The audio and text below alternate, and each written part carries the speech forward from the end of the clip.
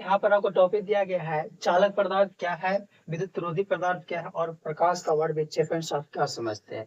यहाँ पर निम्न टॉपिक आपको लिया गया है और आपको ध्यान समझाने का प्रयास किया जा रहा है। आप ध्यान समझने का प्रयास करिएगा। सबसे पहले टॉपिक है बाबू, फिजिक्स का एक टॉपिक है, बहुत ही महत्वपूर्ण टॉपिक है। बस आपको समझने की जरूरत है। आप समझिएगा तभी आप लिख पाइएगा, समझिएगा तो अपने जीवन में उपयोग कर पाइएगा, है ना। बहुत ही नॉर्मल टॉपिक है। पहला कहता है बाबू, पहला कहता है चालक पदार्थ क्या है। चालक पदार्थ क्या है ना।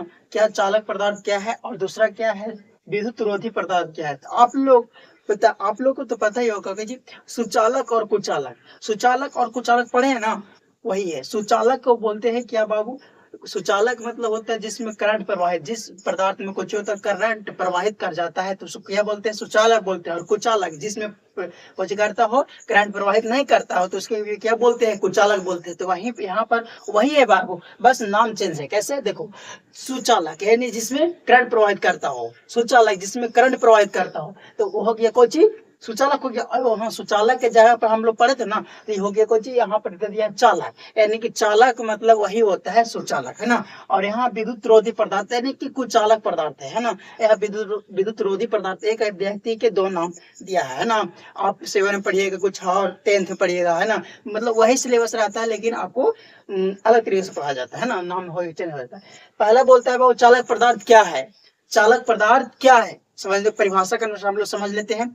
जिस पदार्थ में विद्युत धारा आसानी से प्रवाहित कर जाता है, जिस पदार्थ में विद्युत धारा आसानी से प्रवाहित कर जाता है, उसको क्या बोलते हैं, चालक पदार्थ बोलते हैं। क्या बोलते हैं, चालक पदार्थ बोलते हैं। चालक पदार्थ को हम लोग कुछ बोलते हैं, सुचालक भी बोलते हैं। मतलब जिसमें आसानी से करंट प्रवाहित कर जाता हो, जिसमें आसानी से बिजली प्रवाहित कर जाता हो। जैसे हो गया कोई तांबा हो गया, जिसमें कुछ हो गया तांबा हो गया। अब तांबा हो गया बाबू, तांबा में अब करंट दीजिएगा तो कुछ तुरंत कुछ हो जाएगा, प्रवाहित हो जाएगा, तुरंत प्रवाहित हो जाएगा करंट में, करंट कुछ हो जाएगा प्रवाहित होगा। और क्या हो जाएगा, जैसे में एल्यूमिनियम हो जाएगा, इसमें क्या हो जाएगा, देखते हैं जगह जगह क्या हो जाता है कि अधिकतर ट्रांसफार्मर में आप देखिएगा तो तांबा का उपयोग किया जाता है विद्युत प्रवाहित करने के लिए, तार बनाया जाता है ना। अभी अधिकतर एल्यूमिनियम का तार ले लीजिए, हो जाता है। इसमें क्या आसानी से क्या होता है, करंट प्रवाहित हो जाता है, करंट प्रवाहित हो जाता है ना। तो इसमें तो उसी को बोलते हैं क्या, चालक पदार्थ बोलते हैं। जिसमें करंट बाबू, जिसमें बिजली आसानी से प्रवाहित हो जाता है, किसमें, जिस पदार्थ में आसानी से बिजली प्रवाहित हो जाता है, आसानी से उसमें करंट आ जाता है, तो उसको क्या बोलते हैं, चालक पदार्थ या सुचालक पदार्थ बोलते हैं। क्या बोलते हैं, चालक पदार्थ या सुचालक पदार्थ बोलते हैं। आप लोग तो समझ गए चालक पदार्थ क्या है। वैसे पदार्थ जिसमें विद्युत आसानी से प्रवाहित कर जाता है, मतलब आसानी से करंट प्रवाहित हो जाता है, आसानी से करंट प्रवाहित होता है, उसको क्या बोलते हैं, चालक पदार्थ बोलते हैं। और दूसरा है क्या बाबू, विद्युत रोधी पदार्थ क्या है, विद्युत रोधी पदार्थ। विद्युत रोधी पदार्थ को हम लोग कुचालक पदार्थ भी बोलते हैं ना, कुचालक पदार्थ भी बोलते हैं। तो विद्युत रोधी पदार्थ किसको बोलते हैं, तो वैसे पदार्थ जिसमें करंट आसानी से प्रवाहित नहीं करता। एकदम चालक पदार्थ का उल्टा कौन है, विद्युत रोधी पदार्थ है। चालक पदार्थ का उल्टा है कौन, विद्युत रोधी पदार्थ है। विद्युत रोधी पदार्थ कहता है बाबू कि जिस पदार्थ में विद्युत धारा आसानी से प्रवाहित नहीं होता है, तो उसे क्या बोलते हैं, विद्युत रोधी पदार्थ कहते हैं। अर्थात क्या बोलते हैं, कुचालक पदार्थ बोलते हैं। जिसमें आसानी से प्रवाहित नहीं करता, जैसे प्लास्टिक हो गया, ठीक। अब बिजली का तार लगा हुआ बाबू, अब प्लास्टिक जो है ना, वो प्लास्टिक को हाथ में पहन लीजिए, अब बिजली के तार को धरेगा तो लाइट नहीं मारेगा, मतलब करंट आपको नहीं लगेगा। ऐसा इसलिए हुआ क्योंकि जो प्लास्टिक है वो क्या है, कुचालक पदार्थ है, विद्युत रोधी पदार्थ है। क्या है, विद्युत रोधी पदार्थ है, इसलिए उसमें क्या आसानी से करंट प्रवाहित नहीं होगा। और करंट प्रवाहित नहीं होगा तो किसी कारण से दुर्घटना नहीं घट सकता है। तो वही बोलता है क्या बाबू कि विद्युत रोधी पदार्थ क्या है, तो जिस पदार्थ में जिस पदार्थ में बिजली आसानी से प्रवाहित नहीं कर पाता है, उसको क्या बोलते हैं, विद्युत रोधी पदार्थ बोलते हैं, अर्थात कुचालक पदार्थ बोलते हैं। जैसे प्लास्टिक, लकड़ी, इसमें क्या हो जाएगा, इसमें करंट प्रवाहित होगा नहीं होगा। अब कोई भी कुचालक पदार्थ, प्लास्टिक हो गया, लकड़ी हो गया, अब हम बिजली के तार को लकड़ी से मारेंगे तो क्या करंट आएगा, नहीं, वो थोड़ा कुछ रहेगा, भींजा हुआ गीला रहेगा तो करंट आ जाएगा ना। उसको जो पानी रहता है ना, शुद्ध पानी में आ जाता करंट है। तो इसी तरह से यहाँ पर क्या बोलता है, विद्युत रोधी पदार्थ क्या है, तो विद्युत रोधी पदार्थ को हम बताएं आपको कि जिस पदार्थ में आसानी से बिजली प्रवाहित हो जाता है, आसानी से करंट आ जाता है, तुरंत करंट आ जाता है तो उसको चालक पदार्थ बोलते हैं, और तुरंत करंट नहीं आता है जिस पदार्थ में, उसको क्या बोलते हैं, विद्युत रोधी पदार्थ बोलते हैं, विद्युत रोधी पदार्थ बोलते हैं ना। आप लोग पहला पढ़ लेंगे क्या हम लोग, चालक पदार्थ क्या है, चालक पदार्थ, और दूसरा विद्युत रोधी पदार्थ। अब की तीसरा बोलता है बाबू कि प्रकाश का वर्ण विक्षेपण से अब क्या समझते हैं, प्रकाश को जो वर्ण विक्षेपण है उससे अब क्या समझते हैं, इसका मतलब क्या होता है, इसका जानने का नियम क्या है कि प्रकाश का वर्ण विक्षेपण क्या है, आखिर है क्या, है ना। इस बारे में हम लोग जानेंगे। देखिए आप लोग ध्यान समझने का प्रयास करें ना। प्रकाश का वर्ण विक्षेपण कहता है बाबू श्वेत प्रकाश, श्वेत प्रकाश में अगर श्वेत प्रकाश होता है कि श्वेत प्रकाश में कहा होता है कि श्वेत प्रकाश से जो प्रिज्म होता है, प्रिज्म में श्वेत प्रकाश को प्रिज्म से गुजरने पर, क्या बाबू, श्वेत प्रकाश को प्रिज्म से गुजरने पर, देखो हम आपको बताते हैं, पहले परिभाषा बोल लेते हैं उसके बाद हम बताएंगे एग्जाम्पल में। श्वेत प्रकाश को प्रिज्म से गुजारने पर विभिन्न रंगों विभक्त होने की घटना को क्या बोलते हैं, प्रकाश का वर्ण विक्षेपण बोलते हैं। क्या बोलते हैं, प्रकाश का वर्ण विक्षेपण बोलते हैं, प्रकाश का वर्ण विक्षेपण बोलते हैं। कैसे, देखो श्वेत प्रकाश बना रहे बाबू, ये हमारा कोची है श्वेत प्रकाश, देखो ना ध्यान से यहाँ पर, है ना, देखो यहाँ ये हो गया हमारा प्रिज्म हो गया, ये हमारा क्या हो गया, प्रिज्म हो गया।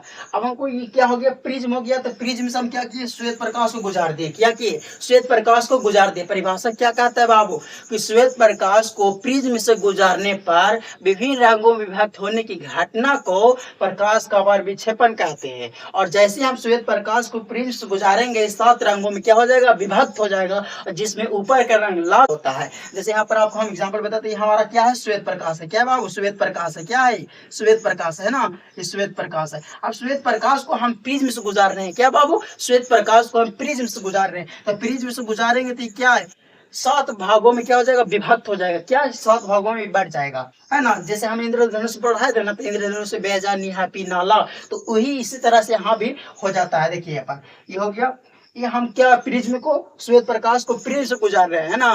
परिभाषा बोलता है कि श्वेत प्रकाश को प्रिज्म से गुजारने पर विभिन्न रंगों में विभक्त होने की घटना को प्रकाश का वर्ण विक्षेपण कहते हैं। तो ये हमारा हो गया 3 4 5 6 1 7 हो गया, है ना। इसमें बैजा निहापी नाला, हम इंद्रधनुष पढ़ाए थे तो उसमें बताए थे बैजा निहापी नाला, बैजा निहापी नाला हो गया। तो बैज से हो जाए क्या है, बैगनी, बैगनी, जमुनी, जमुनी, बैजानी, नी, बैजानी, नीला, नी से नीला, नी से नीला, बैजानी, हैप्पी नाला, हैप्पी, हा से हरा, पी से पीला, पी से पीला, बैजानी हैप्पी नाला, ना से नौरंगी, नौरंगी, और ला से लाल।